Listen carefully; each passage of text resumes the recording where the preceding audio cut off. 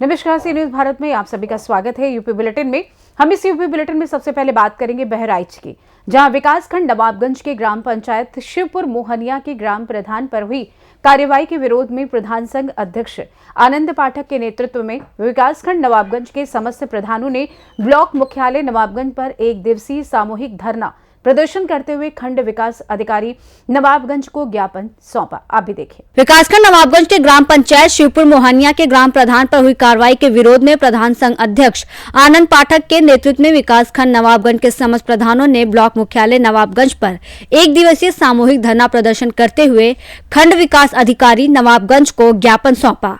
बैठक में समस्त ग्राम प्रधानों ने प्रधान, तकनीकी सहायक और ग्राम पंचायत अधिकारी पर हुई कार्रवाई के विरोध में मनरेगा के समस्त शासकीय कार्य का बहिष्कार करने का ऐलान किया। 13 जनवरी तक उक्त प्रकरण में न्याय संगत कार्रवाई न होने की दशा में प्रधान संघ ने 14 जनवरी से पूर्ण कर बहिष्कार की चेतावनी दी है। का कार्यक्रम रखा गया ब्लॉक पर, काफी प्रधान और सचिव लोग इकट्ठा हैं। क्या है कार्यक्रम, कैसा कार्यक्रम है? कार्यक्रम ग्राम पंचायत हमारी है शिवपुर मोहनिया, उसकी महिला प्रधान है। मनरेगा में प्रमुख जिम्मेदारी मेड की होती है, जिसको सरकार ने नियुक्त किया है। मौके पर हाजिरी लगाएगी ऑनलाइन। जो उस दिन पता चला कि सीडीओ साहब, माननीय सीडीओ साहब गए थे जांच में, तो वहाँ पर मेड और मजदूर नहीं मिले। तो मेड के खिलाफ या फिर दूसरी जिम्मेदारी रोजगार सेवक होती है, इसके खिलाफ FIR लिखी जानी चाहिए थी। महिला प्रधान है, वो लोग रक्षक होता है, जनता उसको चुनती है, उसका एक अपना सम्मान होता है। तो प्रधान, महिला प्रधान के खिलाफ FIR लिखा दी गई है। इसके विरोध में हम लोग इकट्ठा हुए हैं। ये परिवार का मामला था, विकास विभाग का मामला था। हम लोग विकास विभाग में समाहित हैं, उसी में सेक्रेटरी काम करते हैं, BDO साहब लोग काम करते हैं और CDO साहब के अंतर्गत ही हम लोग काम करते हैं। हमारे मुखिया हैं, तो उनको पहले चेतावनी देनी चाहिए थी। चेतावनी से अगर न मानते लोग तो उनको रिकवरी करानी चाहिए थी, और रिकवरी अगर नहीं देता तो FIR लिखवानी चाहिए थी। ये कार्यक्रम जो हो रहा है आज, जी, ये प्रधान संघ द्वारा ही हो रहा है या कोई और संगठन? प्रधान संगठन और हमारे सेक्रेटरी जितने थे, सचिव, सामूहिक रूप से हम लोग एक कार्यक्रम किए हैं। आज 3 दिन का समय दिए हैं जी। 3 दिन के अंदर अगर हमारे सेक्रेटरी की बहाली नहीं होती है और ग्राम प्रधान के जो खिलाफ FIR लिखी गई है उसको वापस नहीं लिया जाता है, तो हम लोग व्यापक रूप से एक सामूहिक रूप से तैयारी करके एक बड़ा कार्यक्रम यहाँ विकासखंड नवाबगंज के परिसर में करेंगे। और इसमें भी अगर कोई हल नहीं निकलता है तो जिले पर सामूहिक रूप से एक साथ हम लोग इकट्ठा होकर के एक धरना प्रदर्शन करेंगे और अनिश्चितकालीन के लिए काम बंद कर देंगे। बहराइच से सी न्यूज संवाददाता संतोष मिश्रा की रिपोर्ट। आगे बात होगी हरदोई के, जहां माधवगंज ब्लॉक में प्रधानमंत्री आवास योजना ग्रामीण के अंतर्गत आवास प्लस 2024 सर्वे को लेकर बैठक की गई। देखिए रिपोर्ट विस्तार से। हरदोई के माधवगंज ब्लॉक में प्रधानमंत्री आवास योजना ग्रामीण के अंतर्गत आवास प्लस 2024 सर्वे को लेकर की गई बैठक। ग्रामीण क्षेत्र से आए हुए लोगों को आवास योजना के नए नियमों के बारे में BDO प्रवीण कुमार त्रिपाठी ने जानकारी दी। कौन है पात्र और कौन आता है अपात्रता की श्रेणी में। मोटरसाइकिल और 3 पहिया वाहन, 4 पहिया वाहन और 4 पहिया कृषि उपकरण और 50,000 रुपए या उससे अधिक सीमा वाले किसान क्रेडिट कार्ड, ऐसे परिवार जिनका सदस्य सरकारी कर्मचारी हो या परिवार का कोई सदस्य जो 15,000 रुपए प्रतिमाह से अधिक कमा रहा है, और विभिन्न मानकों के बारे में जानकारी दी गई। इस अवसर पर ब्लॉक प्रमुख प्रतिनिधि रमेश वर्मा और ग्राम पंचायत से आए हुए प्रधान, ग्रामीण क्षेत्र से आई हुई जनता, ब्लॉक के अधिकारी, कर्मचारी मौजूद रहे। हरदोई से सी न्यूज संवाददाता जितेंद्र की रिपोर्ट। आगे बढ़ेंगे इगलास नगर की ओर, जहां पौष माह के अंतिम बृहस्पतिवार को महालक्ष्मी पूजन के उपलक्ष्य में विभिन्न स्थानों पर भक्त जन एवं श्रद्धालुओं द्वारा भंडारे व खिचड़ी वितरण के आयोजन किया गया। देखिए। इगलास नगर में पौष माह के अंतिम बृहस्पतिवार को महालक्ष्मी पूजन के उपलक्ष्य में विभिन्न स्थानों पर भक्तजन और श्रद्धालुओं द्वारा भंडारे और खिचड़ी वितरण के आयोजन किए गए, जहां प्रसाद ग्रहण करने वालों की भीड़ उमड़ती रही है। बता दें कि इगलास नगर में महालक्ष्मी पूजन के उपलक्ष्य में हाथरस मार्ग स्थित नगर पंचायत कार्यालय के समीप सब्जी पूड़ी का भंडारा किया गया। वहीं मां पथवारी मंदिर और पुरानी तहसील मार्ग पर खिचड़ी वितरण किया गया। इसके अलावा अलीगढ़ मार्ग स्थित सब्जी बाजार में सब्जी पूड़ी भंडारे का आयोजन किया गया, जहां तमाम लोगों ने प्रसाद ग्रहण किया। बता दें कि गुरुवार का दिन लक्ष्मी पूजा, धन संपदा और घर परिवार की सुख शांति के लिए अहम है। इसलिए गुरुवार को लक्ष्मी महालक्ष्मी की पूजा कर लोग पुण्य प्राप्ति की इच्छा रखते हैं। इगलास से सीनू संवाददाता इंद्रजीत प्रेमी की रिपोर्ट।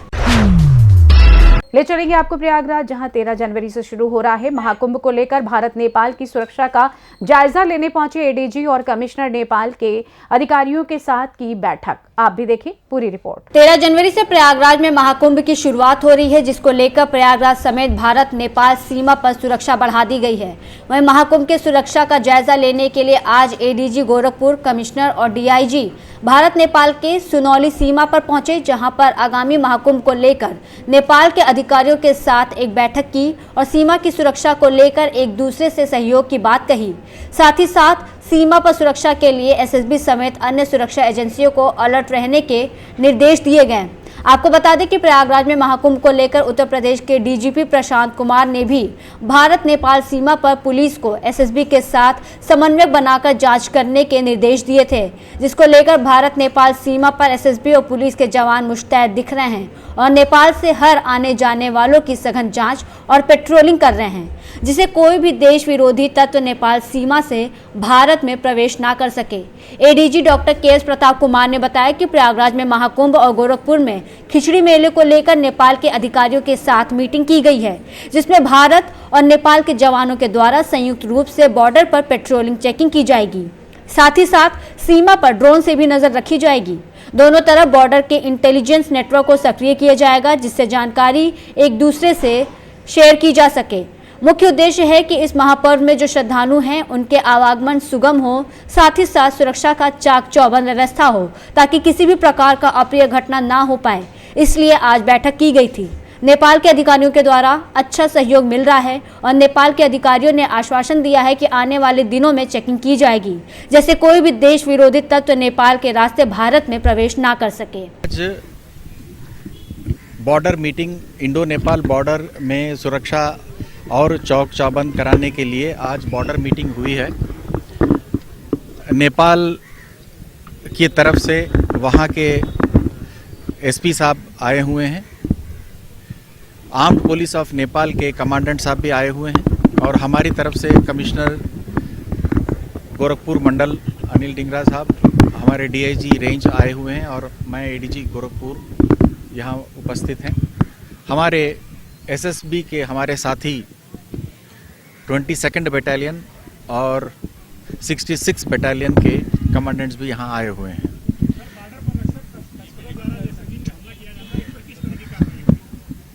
कुंभ के दृष्टिकोण से, जैसे कि आप जानते हैं, गोरखपुर में खिचड़ी मेला 14 तारीख को मनाया जाएगा।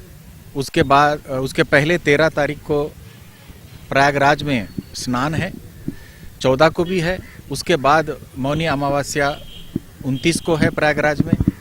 फिर प्रयागराज में ही 3 और 26 फरवरी को भी स्नान है। सो इस महापर्व के दृष्टिकोण सुरक्षा व्यवस्था को बढ़ाने के लिए यह मीटिंग का आयोजन किया गया है। तो जॉइंट पेट्रोलिंग और सघन रूप से किया जाएगा।